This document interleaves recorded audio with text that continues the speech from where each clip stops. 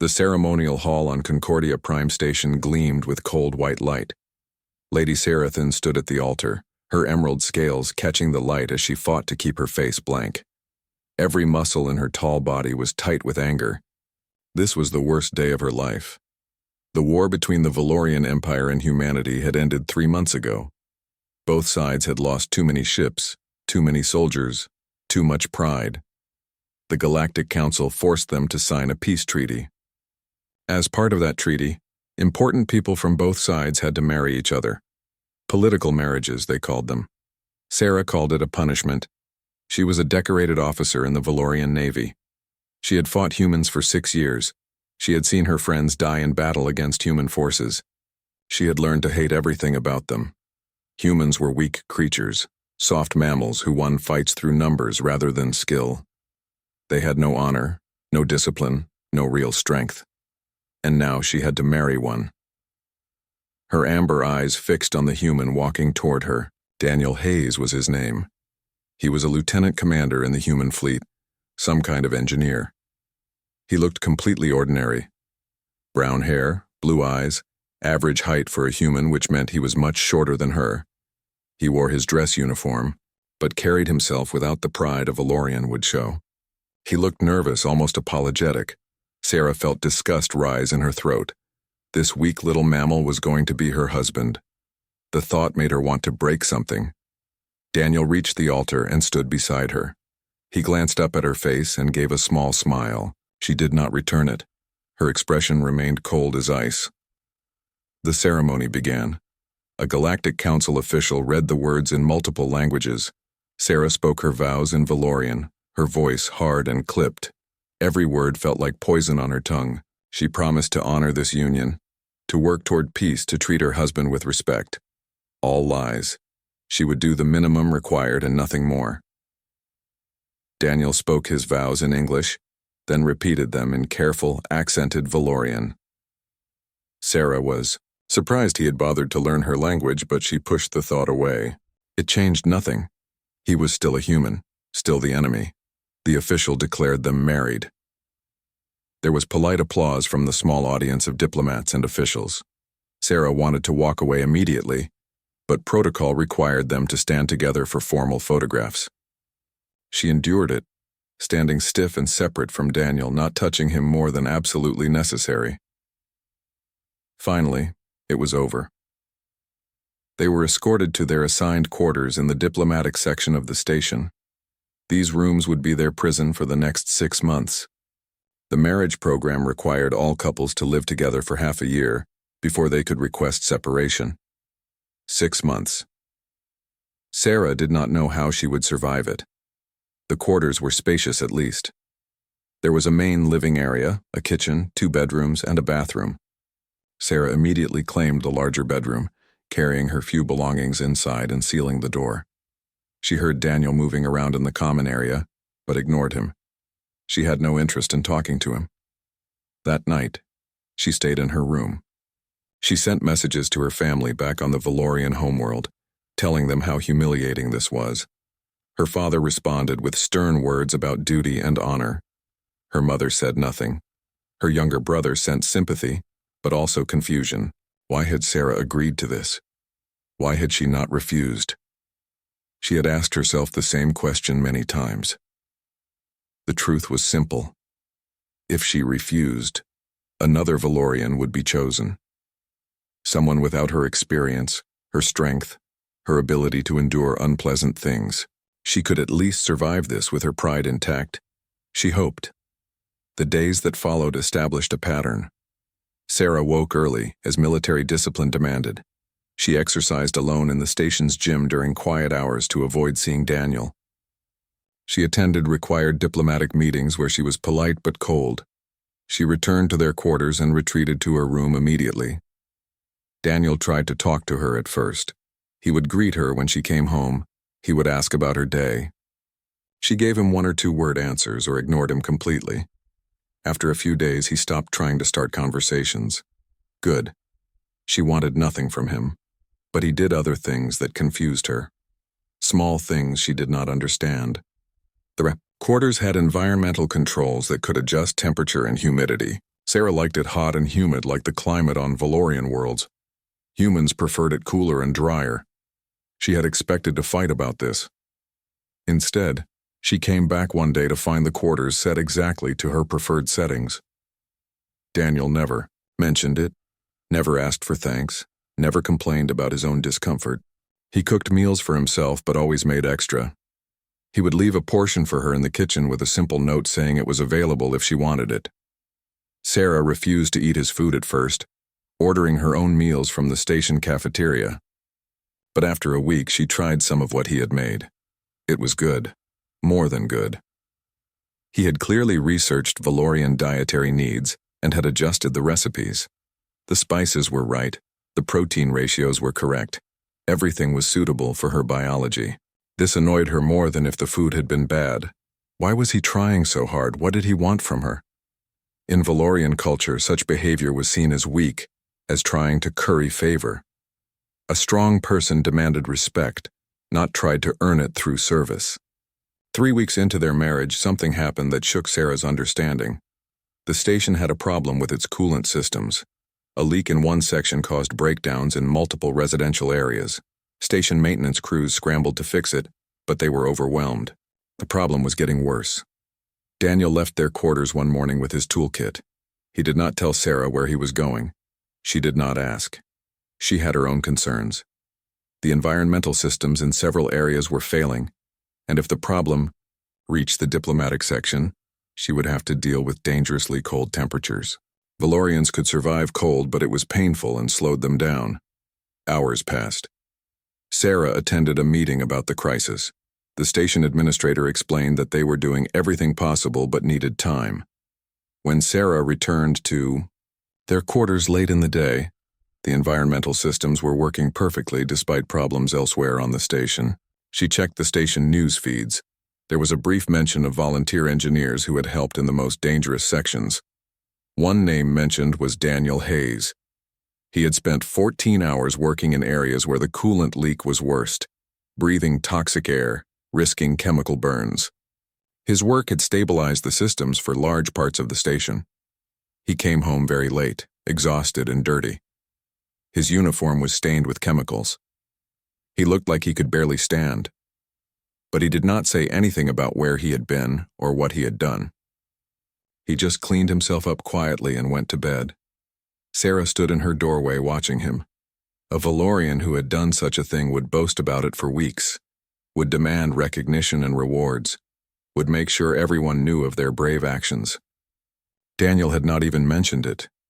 He had simply done the work and come home. She did not understand him. She did not understand humans. Everything she had been taught said they were weak, selfish, honorless. But Daniel's actions did not match those teachings.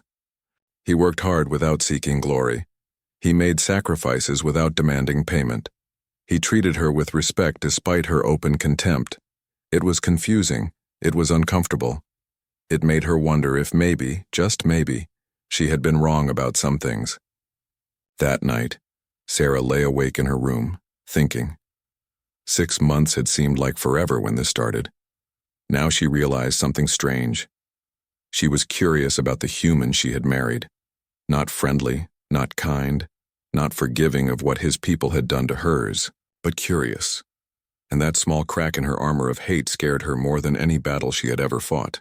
The weeks continued to pass on Concordia Prime Station. Sarah found herself watching Daniel more carefully now, though she would never admit why. She told herself it was simple strategic assessment. Know your enemy, even if that enemy was now your husband. But the truth was more complicated. She noticed things about him that did not fit her expectations. Other humans on the station treated him with genuine respect. When he walked through common areas, people greeted him warmly. Junior engineers asked him questions and listened carefully to his answers. He never seemed to pull rank or demand deference, yet people naturally looked to him for guidance. This confused Sarah. In Valorian military culture, respect came from rank and from displays of dominance. You earned respect by being stronger, smarter, more skilled than others and making sure they knew it. Daniel did none of these things, yet people respected him anyway. One evening, Sarah was returning to their quarters when she heard raised voices from the station's main corridor. She followed the sound and found a Valorian officer confronting a young human technician. The Valorian was Dariskal, someone Sarah knew from her military service. He was angry about a repair job that had taken too long. The situation was escalating quickly. Dariskal was moving into the technician's personal space, using his size to intimidate her. The young human woman looked frightened but was trying to stand her ground. Other people in the corridor were stopping to watch. This could turn into a diplomatic incident very easily. Sarah was about to step in when she saw Daniel approach from the other direction. He did not hurry. He did not raise his voice. He simply walked up calmly and spoke in Valorian, addressing Dariskal by his proper rank and title. Commander Dariskal, I understand there is a problem with the equipment repair timeline. May I offer some assistance? Dariskal turned to face Daniel, his anger still visible. This is not your concern, human. This technician's incompetence has delayed important work. I see, Daniel said, his voice remaining level. What equipment needs repair? The environmental calibration system for my quarters. It has been malfunctioning for 3 days. Daniel nodded. That particular system has a known flaw in its secondary processing unit. The repair requires a specialized part that takes 2 days to fabricate. The technician has been waiting for that part to arrive. She cannot complete the work without it. Dariskal's anger faltered. I was not informed of this delay. The notification was sent yesterday to your message queue. Perhaps it was missed in your other communications. That happens sometimes. If you like, I can check the fabrication status and prioritize your part if possible. Would that be acceptable? The Valorian commander's posture relaxed slightly. Yes, that would be acceptable. Excellent. I will send you an update within the hour. Daniel turned to the technician. Katie, I believe the commander understands the situation now. Can you make sure his repair is your first priority once the part arrives? The young woman nodded quickly, relief clear on her face. Yes, absolutely. The situation dissolved.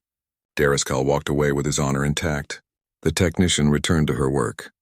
The gathered crowd dispersed, and Daniel continued on his way as if nothing unusual had happened. Sarah followed him back to their quarters. Once inside, she could not contain her curiosity any longer. Why did you do that? That technician meant nothing to you. Daniel looked at her with those steady blue eyes that saw too much. She's someone's daughter. Someone's friend. She means something to someone, so she means something. That's enough. The answer made no sense to Sarah. In her world, people had value based on their rank, their family name, their achievements. The idea that a random technician had inherent worth just because she existed was completely foreign. That is not logical, Sarah said. Not everyone has equal value. Maybe not equal skills or equal power, Daniel replied. But equal worth as people? Yes. Everyone deserves to be treated with basic dignity and kindness. Sarah shook her head. In Valorian culture, the strong lead and the weak serve. To show deference to those beneath you is to diminish yourself. Daniel was quiet for a moment, thinking. Then he said something that stuck in Sarah's mind for days afterward. I suppose we see strength differently. To me, real strength is choosing kindness when you have the power to be cruel. It's helping others even when there's nothing in it for you. It's being gentle with people who can't fight back. That is not strength. That is weakness, Sarah insisted, but her voice lacked its usual certainty. Maybe, Daniel acknowledged. But being hard all the time is exhausting, isn't it? The words hit Sarah like a physical blow. She had been hard her entire life. Valorian military training started young and was brutal. Show no weakness. Never cry. Never admit doubt. Always be stronger, faster, better than everyone around you. It had made her successful. It had also made her tired in a way she never acknowledged. She left the conversation without responding, retreating to her room. But Daniel's words stayed with her. Being hard all the time was exhausting. She had never let herself think that before. A week later, Sarah received a message that changed everything. Her younger brother, Catherine, had been killed in an accident aboard his ship. A training exercise had gone wrong. He was dead. The grief hit her immediately and overwhelmingly. Catherine had been her favorite sibling, the only one who understood her, the only one she could truly talk to. And now he was gone. But Valorian culture had strict rules about grief. Officers especially were expected to show no weakness. Crying was shameful. Public displays of emotion were disgraceful. Sarah locked herself in her room and fought to maintain control. She would not cry. She would not break. She would be strong. She managed to hold herself together for several hours. When she finally emerged from her room, she had rebuilt all her walls. Her face was completely blank. Her voice was steady. She moved like a soldier because that was all she knew how to be. Daniel was in the common area. He looked up when she entered and his expression changed immediately. Something in her face must have shown despite her best efforts. "I heard about your brother," Daniel said quietly. "I'm so sorry, Sarah." "It is not your concern," she replied coldly, using formality as armor. "Maybe not. But you're hurting and I'm sorry you're going through this. Valorians do not wallow in grief. We honor the dead through strength and continue our duties." Daniel nodded slowly. "That sounds really hard. Having to be strong all the time, never letting yourself just feel what you're feeling." Something inside Sarah cracked. To her absolute horror, she felt tears forming in her eyes. This could not happen. She never cried. Not since she was a child. Not since her first day of military training when her instructor beat the weakness out of her. She turned to flee back to her room. But Daniel's voice stopped her. "It's okay to not be okay. Sarah, you don't have to be strong right now. Not here." She stood frozen, trembling with the effort of containing everything she was feeling. Then, to her own shock, words started coming out. She told him about Catherine, about how he used to make her laugh when they were young, about the last message he sent her, complaining about the terrible food on his ship, about how he was the only one who never made her feel like she had to be perfect all the time. Daniel just listened. He did not offer solutions or advice. He did not tell her it would be okay or that time heals all wounds. He just sat there present and patient, letting her speak until she had no more words. When she finally stopped talking, exhausted and emotionally raw, she expected to feel shame. She had shown terrible weakness in front of a human, an enemy, but instead she felt lighter somehow, as if speaking the pain out loud had made it slightly less heavy. "Thank you," she said quietly, still not looking at him, "for not making me feel foolish." "You're not foolish. You're grieving. That's one of the most human things there is." He paused. "Or Valorian, I suppose. Pain is universal." That night something changed between them. Sarah did not retreat to her room immediately after their evening routines. She sat in the common area with Daniel for a while, saying nothing, but no longer maintaining such rigid distance. It was a small thing, but it felt enormous. She still did not like him. She still resented being forced into this marriage. But she was beginning to understand that Daniel was not what she expected. He was not weak. His kindness was not a flaw. It was something else entirely. Something she did not have a name for yet. And that realization scared her almost as much as her grief. After the night Sarah broke down about her brother's death, things shifted between her and Daniel. She no longer treated him with open contempt. The cold silence became something softer, though still cautious. She started accepting the meals he prepared without commenting on them. Once she even said the food was good. Daniel's face lit up with such genuine pleasure that it made something warm flicker in her chest. She noticed he put real effort into cooking for her. He researched Valorian nutrition needs and adjusted recipes carefully. He learned which spices her species preferred and how to prepare proteins in ways her body could process easily. It was thoughtful work that took time and attention. Work he did without ever asking for recognition. One evening, Daniel was working at the quarters computer terminal. His face showed intense concentration as he studied something on the screen. Sarah was reading reports on her datapad but found herself watching him instead. He was working on some kind of engineering problem. She could tell from the technical diagrams displayed. Her military training included tactical systems analysis. She understood power distribution and energy flow from years of working with ship systems. On impulse, she stood and walked over to look at his work. "You are approaching the power distribution problem wrong," she said. "If you reconfigure the secondary relays in a cascade pattern instead of parallel, you would reduce energy loss by about 30%. Daniel looked up, surprised. Then he studied her suggestion carefully. A smile spread across his face. "You're absolutely right. That's brilliant. I was so focused on the primary systems I didn't see the bigger pattern." He implemented her solution quickly. It worked perfectly. He turned to her with such open enthusiasm that it caught her off guard. "Thank you, Sarah. This would have taken me hours to figure out. You just saved me a lot of trouble." It was obvious, she said, but she felt pleased despite herself. Not to me, it wasn't. You have a gift for seeing systems as wholes. That tactical training must teach you to see patterns everywhere. They ended up talking about their work. Daniel explained human engineering philosophy, how they approach problems by testing and adapting. Sarah described Valorian military strategy, how they analyze situations to find the most efficient solution. It was the first real conversation they had that felt natural instead of forced. This became a pattern over the following weeks. They started working together on various projects. The station administrators noticed their effective teamwork and began assigning them joint tasks. Sarah's strategic thinking combined well with Daniel's creative problem-solving. They accomplished things neither could have done alone. During one project, a serious accident happened in the station's lower industrial levels. An automated system failed and trapped a group of workers in a section that was filling with toxic gas. The emergency crews could not reach them in time through normal routes. The gas was spreading too fast. Daniel immediately volunteered to try a rescue through the maintenance conduits. It was dangerous.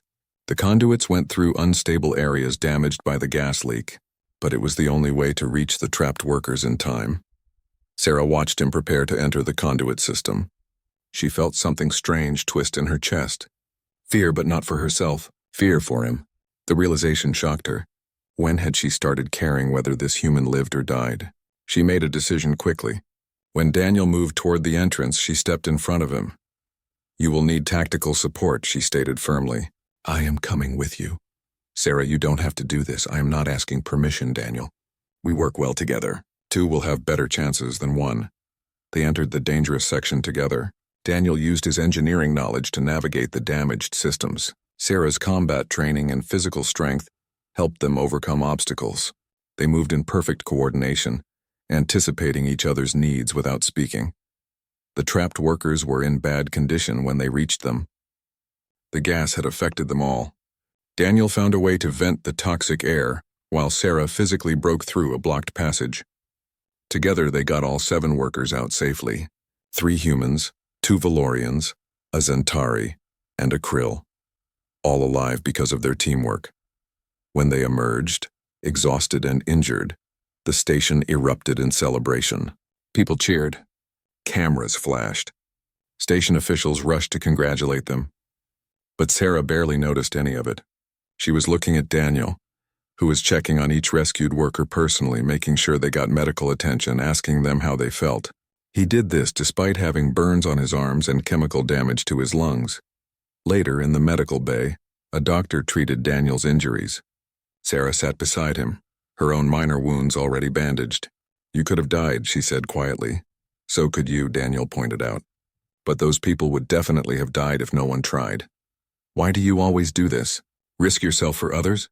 Daniel thought for a moment while the doctor worked on his burns. "Because I can. Because I have skills and abilities that can help people. What good is being capable if you only use it for yourself?" Sarah realized she had been asking the wrong question all along. On my world, we are taught that strength exists to dominate, to establish order and hierarchy. You use your strength to serve others. I thought this made you weak. But I was wrong. It takes more courage to be gentle in a harsh universe than to be harsh in it. Daniel met her amber eyes with his blue ones. "You're not weak either, Sarah. You're one of the strongest people I've ever met. You've been through so much pain and you're still standing, still fighting. I see you." Something profound shifted in Sarah's heart. This human, this man she had been forced to marry and initially hated, saw her truly, not as an enemy or an obligation. As a person, he respected her strength while accepting her vulnerability. He asked nothing of her except to be herself. "I have been terrible to you," she admitted, her voice rough with emotion. "From the beginning, I treated you with contempt and cruelty. Yet you showed me nothing but patience and kindness." "Why?" Daniel smiled gently. "Because I could see you were hurting. Anger and contempt are usually just armor protecting something vulnerable underneath. I figured if I gave you space and time, maybe you'd feel safe enough to let me see the real you." He paused, and I was right. The real you is pretty amazing, Sarah. For the first time since their forced marriage, Sarah reached out and took Daniel's hand. The gesture was uncertain, tentative, but genuine. His hand was smaller than hers, warm and calloused from work. It felt right in a way she had not expected. "I do not know how to be kind like you are." she said. My culture did not teach me this. You're kinder than you think, Daniel said softly. You came into that toxic section with me to save people you didn't even know. You've been helping translate between Valorians and humans on the station. You helped that Zentari child find her parents last week. You just don't call it kindness. You call it duty or strategy or honor, but it's kindness all the same. Sarah thought about his words. He was right. Somewhere during these months together, his way of seeing the world had started to become her way too. She had been changing without realizing it. Not becoming weak, but becoming more complete, more balanced. Teach me, she said. Teach me how to be kind the way you are. I want to learn. Daniel squeezed her hand gently. You're already learning, Sarah. Every day you're learning. That night they walked back to their quarters together. Not as strangers sharing space, not as enemies forced into proximity, but as partners who had fought together and survived together. Sarah felt the wall she had built around her heart beginning to crumble. It was terrifying, but it also felt like freedom.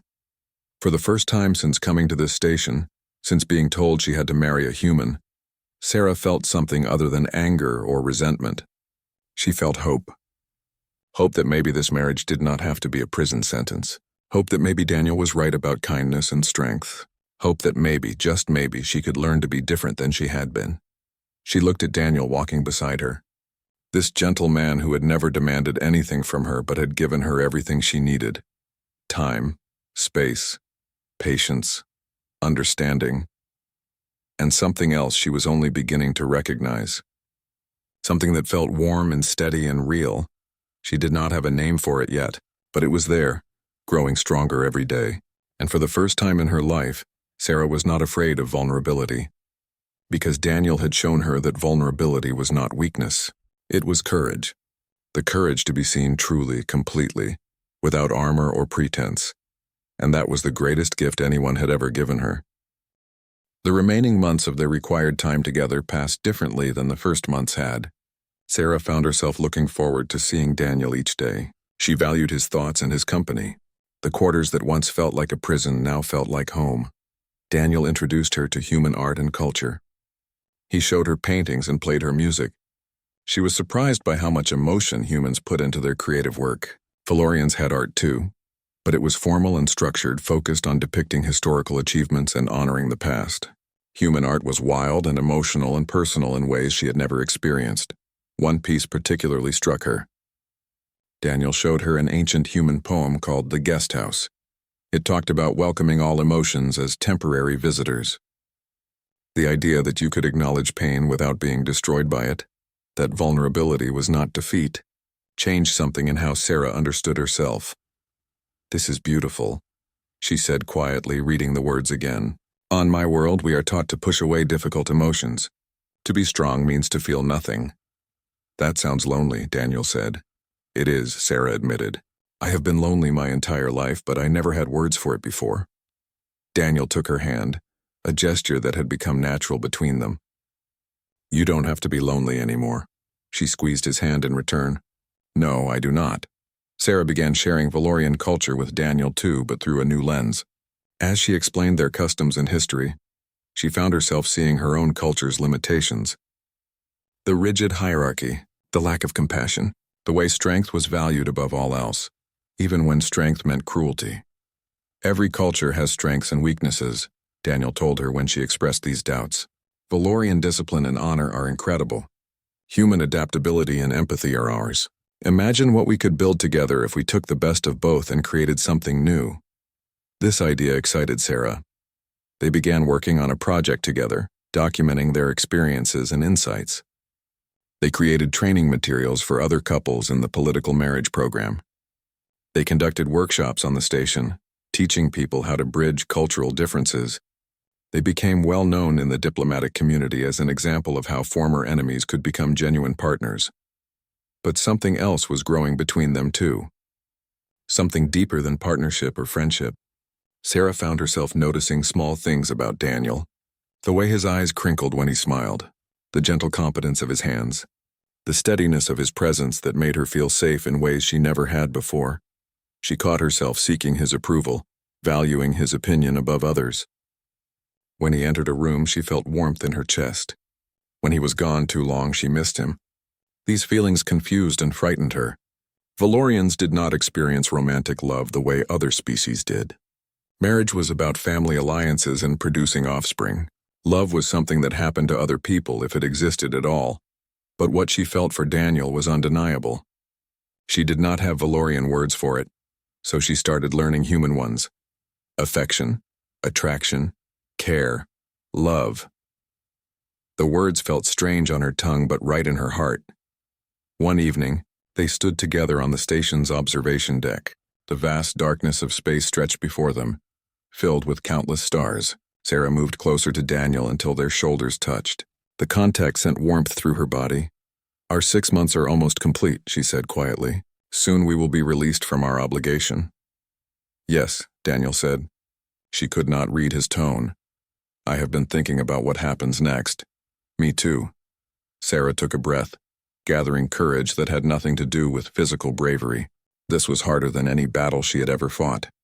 In Valorian culture, marriages arranged for political reasons are often dissolved once the terms are fulfilled. It is expected. "That makes sense," Daniel said, still looking at the stars. Sarah's heart was beating faster than it ever had in combat. "I do not wish to dissolve this marriage, Daniel." He turned to look at her then, surprise and hope clear on his face. "You don't?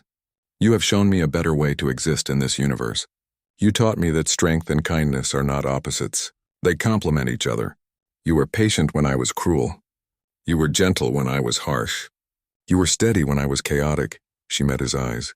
"You taught me what it means to be truly strong by showing me what it means to be truly kind.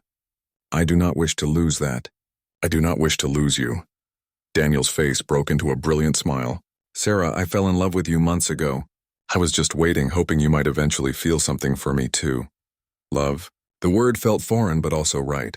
"I do not know if what I feel matches the human definition. But I know that I am better when I am with you.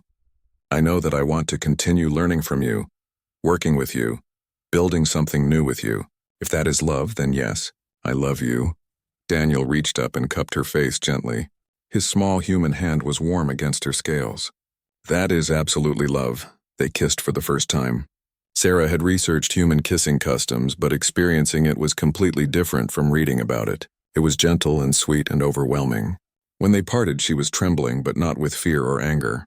With joy. "I want to make this real," Daniel said.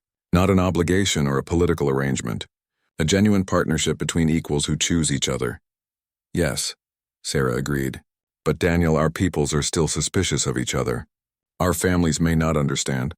This will not be easy." "Nothing worthwhile ever is," Daniel replied.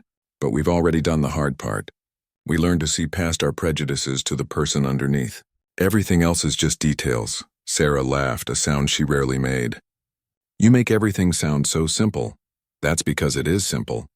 Not easy, but simple. We care about each other. We want to be together. We'll figure out the rest." Over the following weeks, they prepared for the next phase of their relationship.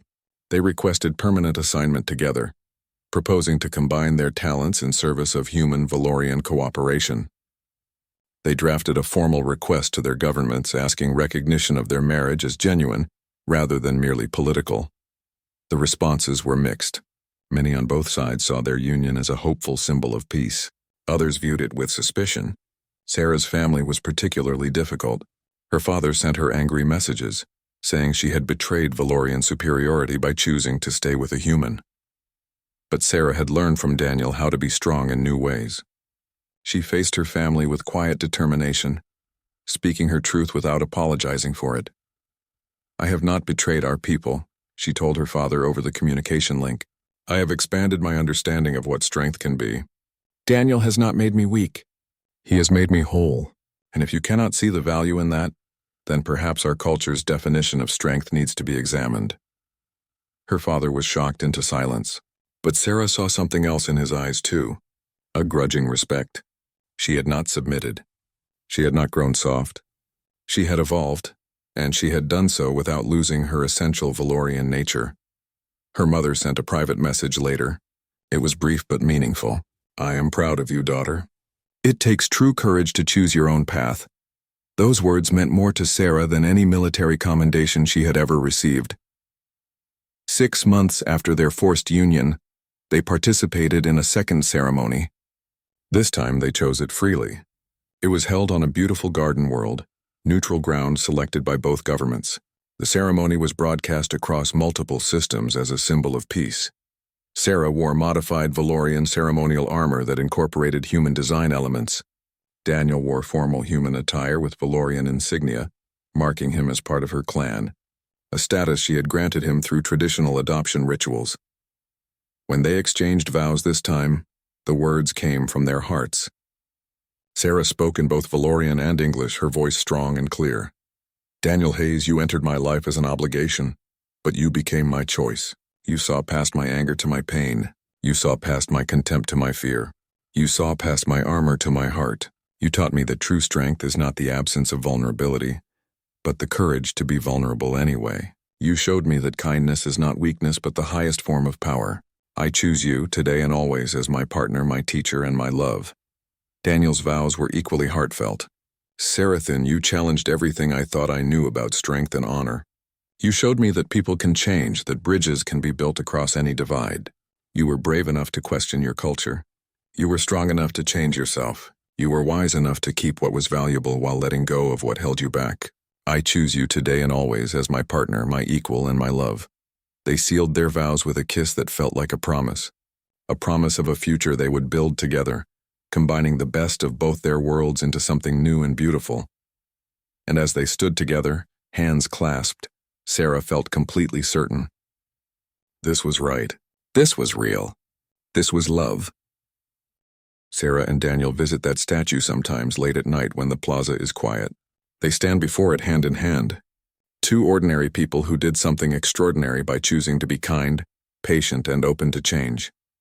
And in those quiet moments, Sarah thinks back to that first day. When she met the human she was forced to marry. When she looked at him with contempt and saw only weakness, she thinks about how wrong she was, how much she would have lost if she had held on to her hatred. Thank you, she whispers to Daniel as she has countless times before. For what? He asks, as he always does. For teaching me the meaning of kindness, for showing me that love is the greatest strength, for being patient while I found my way to you. Always, Daniel replies, pulling her close. Always. And under the stars of New Haven, surrounded by the world they built together, they stand as living proof. Proof that the human spirit, with its capacity for kindness and compassion, can transform not just individuals but entire worlds. That love is the strongest force in the universe. That everyone deserves a chance to grow and change. That even the deepest hatred can become the deepest love if someone is brave enough to show kindness first.